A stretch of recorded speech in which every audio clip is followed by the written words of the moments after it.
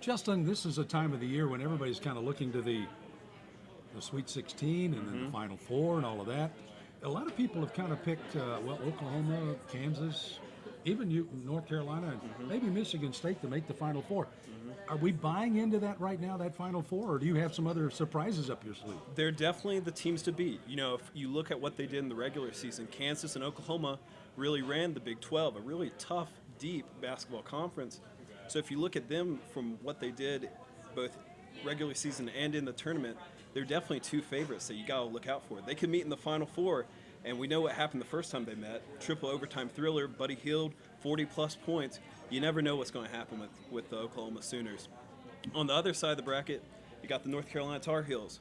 They really showed some great improvement throughout the tournament. Their guard play really exceeded expectation. Marcus Page has had a bad year, but he's really turned it on in the postseason. He has the experience to take a team deep into the playoffs. Bryce Johnson, Kennedy Meeks really hold down the backcourt.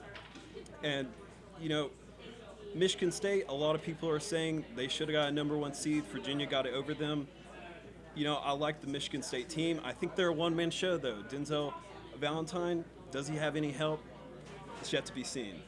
When you go into this Sweet 16, aiming for that, I hear in the 64, and then aiming for the Final Four, what's going through these kids' mind right now, in your thoughts, of how they're going to get to that plateau to be the national champions? You know, what do you think they're thinking about right now? I've heard a lot of coaches talk about this. It's one game at a time. You got to think about it.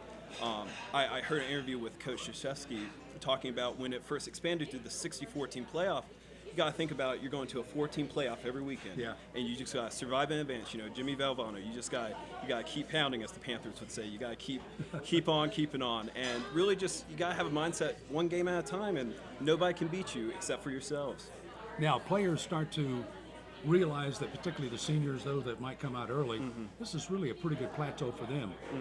Are they putting too much pressure on themselves to kind of show out here in the playoffs? You know, I'm thinking if they want to go out and be a pro after the season, they got to show up in the playoffs. You got to show up when the lights are on you. Yeah. And this is a great opportunity for a lot of players to shine in this tournament. Do you see NC having several of those players that could do that? I think definitely. You know, UNC's built differently than a lot of teams nowadays. They're a team built on senior leadership and experience. When you have, you know, a lot of teams like Kentucky and Duke that have freshman sensations, UNC is a team that's built a program over the last couple of years, and I think they definitely have some players that could shine in this tournament.